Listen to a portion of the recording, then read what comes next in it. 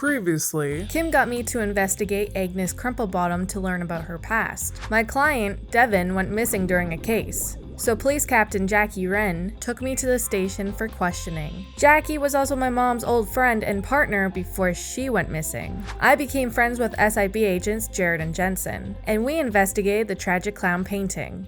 History has always been my favorite subject in school. I liked learning about my country and how it developed into the sim nation that it is today. In fact, the idea of the Sims medieval fascinated me. Princesses, knights, wizards, monarchs, quests, and the overall action-adventure vibe that medieval times gives off is an interesting one. That's why looking into Princess Cordelia piqued my interest originally.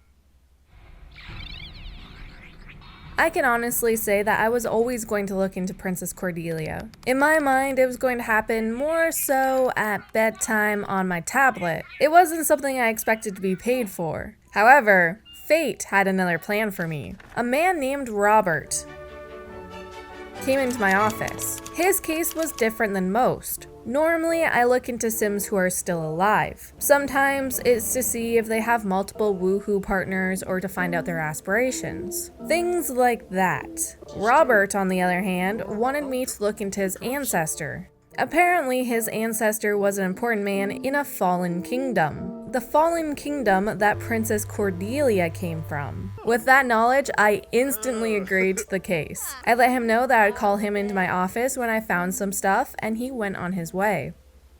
To start off with, I wanted to do an internet search. Robert's ancestor was called Bob the Butler.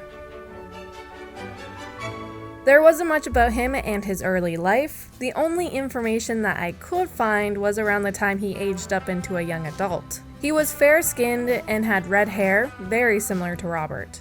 He was employed by Princess Cordelia and he became her personal butler, hence the Bob the Butler name. It's well known that Princess Cordelia helped design some of the buildings of the University of Brightchester when it was a private academy. I actually knew this. This might be why the mascot is a dragon. It seems like it would fit in with the princess's love for pirates, legends, and treasure. I was determined to find out more, but the online search results weren't really helping. I decided I should take a quick trip back to Brindleton Bay's museum on the Dead Grass Isle. Previously, I saw there was a bit of information about Princess Cordelia. Maybe there'd be information about her staff as well.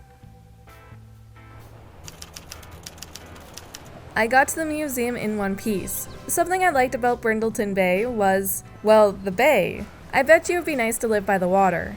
Oddly enough, that was something I found out about Cordelia's kingdom. It was a coastal kingdom. Some called it a land coral garden, and there have been paintings created of it, actually painted by Princess Cordelia herself. It looked very beautiful, that's for sure.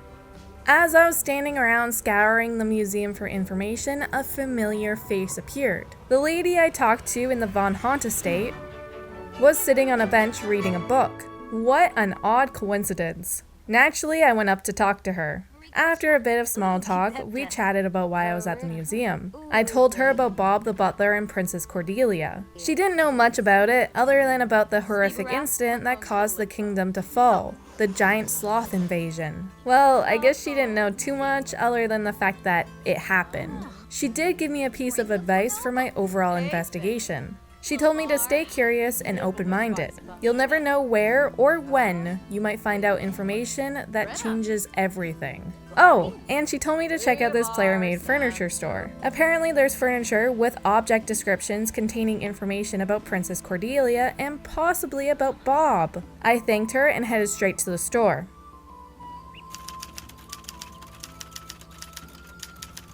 That kind lady was correct. This store had many items that featured descriptions of Princess Cordelia. I learned that her kingdom was quite formal. Long dresses and top hats were regularly worn. Moreover, Cordelia herself would wear dresses with corsets and bustles, alongside jeweled headdresses. Looks were very important to her.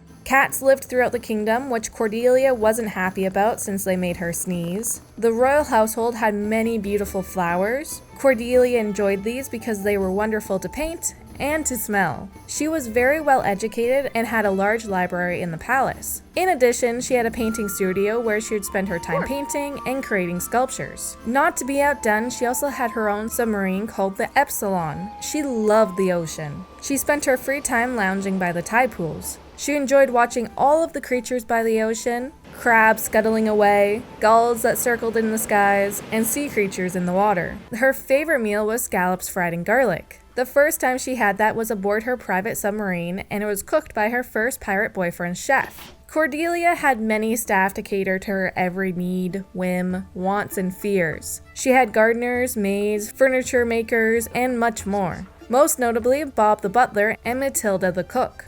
Cordelia loved tea. She also had many suitors that adored her. Princes would come from across the land and the sea to have tea with her. Despite having her choice of appropriate suitors, Cordelia much preferred the presence of pirate captains. Throughout her life, she would go on to date 3 pirate captains, in fact. Her first boyfriend was Long John Buttercups. He was an alluring, romantic goofball who was such a slob. He wanted to find his soulmate in life. Cordelia's wall sconce, table lamp, floor lamp, and chandelier on her submarine reminded him of his own ship. When the princess broke up with him, she gave him a vase with roses in it as a way for him to remember her. She didn't break up with him because he stunk, but he did smell very, very bad. Her second boyfriend was named Chaz MacFreeling. He was quite handsome and, relative to the other pirates, had good hygiene. Things between Cordelia and Chaz started off great, but the princess noticed him looking in the mirror all the time. So vain. She promptly sent him on his way, giving him a handful of citrus for any scurvy outbreaks, and she ended up naming all of her mirrors after him. Chaz wanted to be the leader of the pack and was very self-assured, self-absorbed, neat, and incredibly sociable. Lastly, her third pirate captain boyfriend was Rodrigo de Pablo. His boat, the Peggy Leg, sunk due to an unfortunate accident involving kelp, a mersim, and a dolphin. He was searching for his soulmate and was an alluring, good, clumsy, but paranoid captain who was accident-prone. Most of his belongings were destroyed during the Battle of Cape Blunderbuss. That's why Princess Cordelia tried to incorporate as many pieces of furniture from his collection as possible. You know, to help make him feel comfortable in the submarine.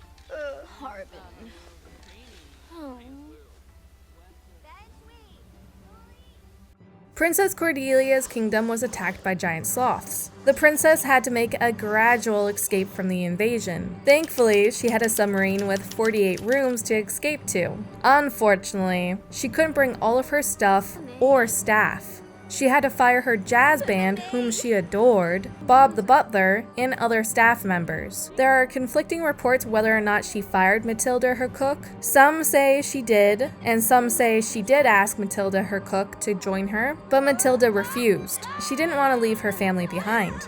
The princess's pirate's boyfriend's chef was able to replace the position. Cordelia was devastated about leaving her jazz band behind. Her pianist was determined to ensure his name would live on, even if his body were to perish. He rolled his piano on top of the submarine and played it until it went under. It's unclear if he ended up passing away, but it is known that most of her entertainers and staff did lose their lives during the invasion, so who knows? Maybe the way the piano sounded as the submarine went down affected Cordelia, maybe it didn't.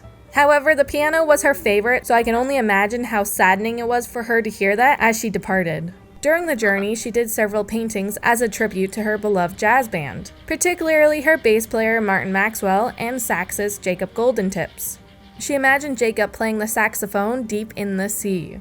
She had a hard time in the submarine because she really missed jazz music. In fact, she got musical instruments created, but no one in the submarine could play them, so they sat there gathering dust. The princess did end up using them as subjects in a few paintings. Another element of her home she missed were those darn cats. Despite the fact that they shed and they caused her to sneeze, she painted this beautiful painting of the cats from her fallen kingdom.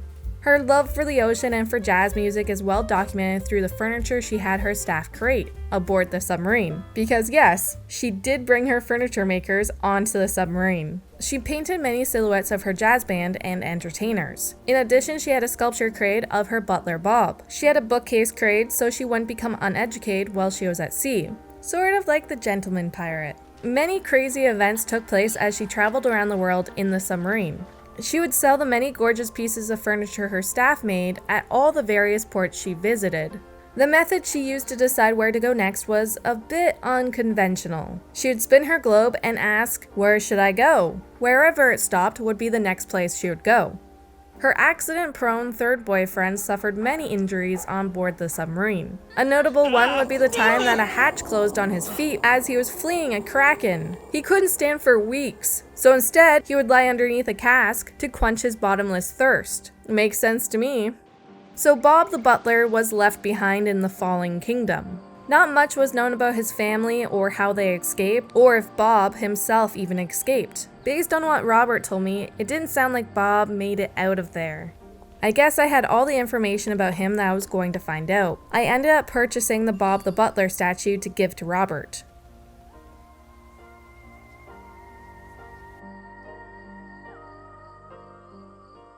As I was walking home, I noticed I got an email from none other than Police Captain Jackie Wren. You know the one. The captain that used to work with my mother before she went missing. The one who immediately got a promotion despite her partner was presumably dead. She wanted to meet with me. I didn't like this. I stopped to call my dad. I wanted his advice on what to do about it. Long story short, he told me that I need to trust people alongside trusting my gut. He said to let people show you their true intentions. When people show you who they are, believe them. I still wasn't sure if I wanted to meet with Jackie. I had to think about it before answering her. Robert visited the office. I told him about how Bob was let go from his position as Princess Cordelia fled onto her submarine. I gave him the statue in hopes to soothe some of his emotional pain. It must be hard to find out that your ancestor could have lived if the princess had more space or didn't bring that much stuff on her submarine. He thanked me for my time, took the statue, paid me, and went on his way. Apparently, he wanted to just go and let his mom know the situation and show her the statue. I kind of felt bad for them. I went out to the village square to see my friend Kim. She was hard at work at her grocery stall, and across from her was Agnes Crumplebottom at her garden stall. I purchased an apple or two for my walk. I wanted to take one last adventure for Cordelia. One of the objects in the player-made furniture store mentioned something about the cottage nestled neatly near the top of Cordelia Falls in Henford-on-Bagley. This cottage was rumored to once secretly house Princess Cordelia while on holiday. It truly was the perfect hideaway to enjoy nature, fish, and to relax in the woods. I could imagine Cordelia enjoying the countryside and a simpler way of life here. She would have wandered the world and swam in the river Bagley. Since she left most of her staff behind during the invasion, including her stair butler, it was actually at this cottage where she went up the stairs by herself for the first time ever. In her diary, she called these stairs peasant stairs. When she arrived here, she was welcomed by the founder of Finchwick, Lord Vulpe. He lived in the castle of Vulpe in the Bramble Wood. These are the ruins of that castle. I bet you it was beautiful in its heyday. The Lord was the one who named the waterfalls in Henford Cordelia Falls after Princess Cordelia. After visiting the cottage and the ruins, I guess it was time to go home. I wonder if Princess Cordelia ever went home.